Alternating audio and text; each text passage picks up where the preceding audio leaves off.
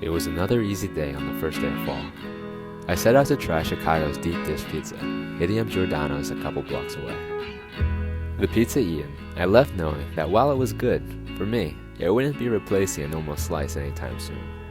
Not yet wanting to return to the hostel, I spent some time in the Field Museum, meandering about until closing time.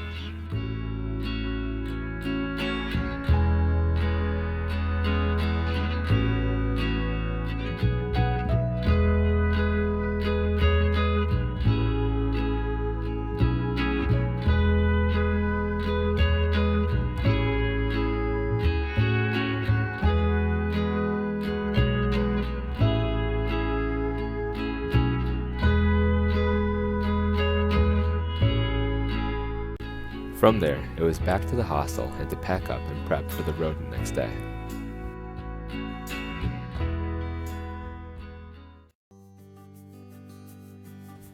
Despite my expectations of a somewhat hectic ride out of the city, it was surprisingly pleasant as I pedaled along the bike trails, staying off the roads for the majority of the day.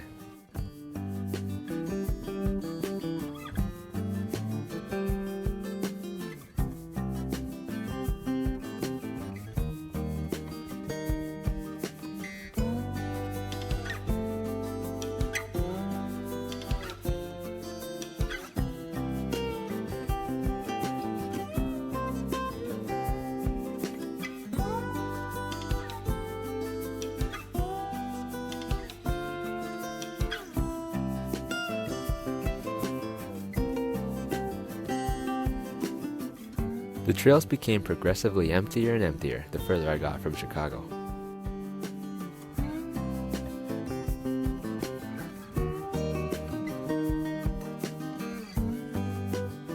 I couldn't help but smile as I biked along the tree-lined paths.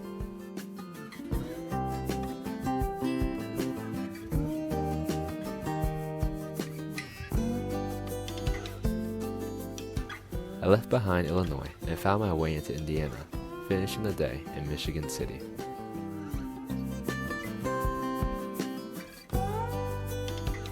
The next day, I continued east along Route 20. I was missing the trails, but overall, the ride wasn't bad.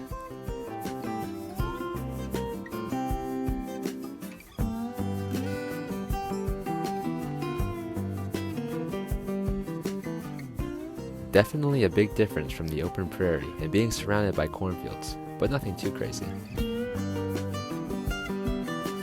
There was a strong crosswind that kept with me, all the way to the small town of Bristol, Indiana.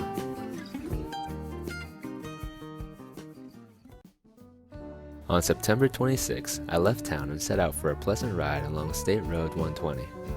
Flat and relatively quiet, I thoroughly enjoyed the tree-lined road as I pedaled along.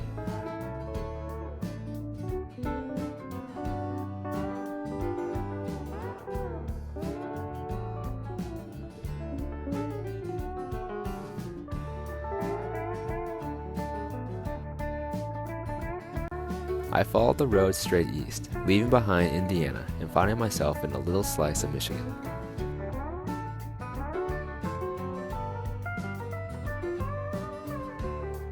The road continued for a ways, becoming a bit hillier.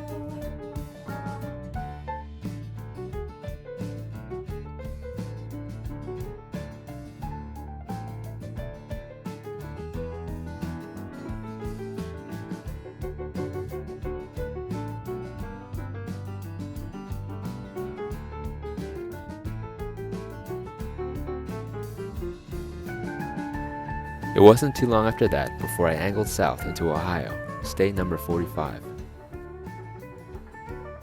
I stopped for the day in the small town of Pioneer, not quite believing that I only had 3 more states to go. It was a cold morning as I left the next day, angling southeast along county roads.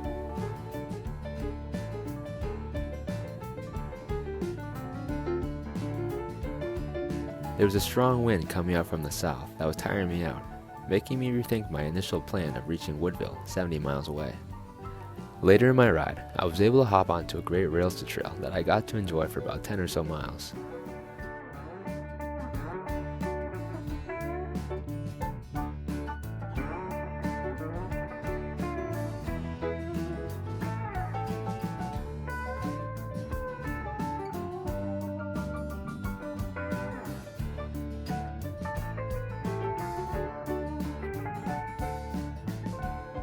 I reached my adjusted destination of Perrysburg, but after taking a breather and checking around town, I decided to stick with my original plan of Woodville.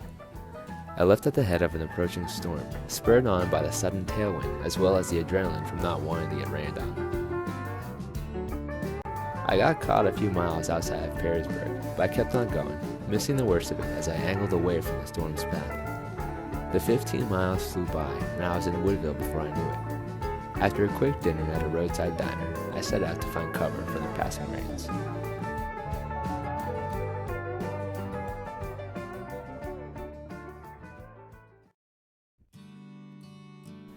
I struck north on 105 east to Elmore the next morning, finding my way to the trailhead of the North Coast Inland Trail.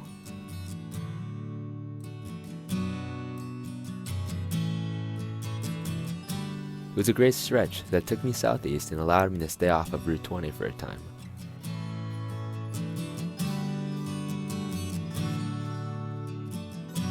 It petered out a few times, the longest resulting in a dozen miles on 20, but it went largely uninterrupted.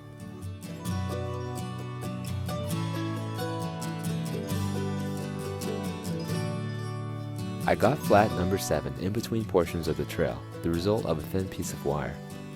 Other than the short setback, I was thoroughly enjoying the ride along the path. I was getting closer to New England, and with the leaves showing the beginnings of fall, I was soaking it all in.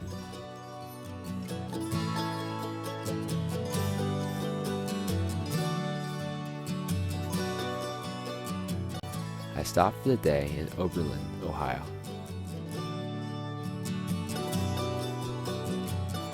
On the 29th, I got a slow start to my day. With only 42 miles to Cleveland and a check-in time of 3 at my Airbnb, I wasn't in any hurry.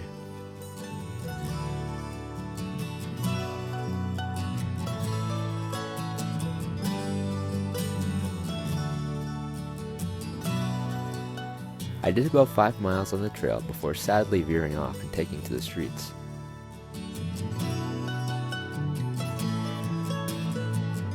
It wasn't too long before I reached the city, somewhat surprised by the emptiness on that Sunday morning.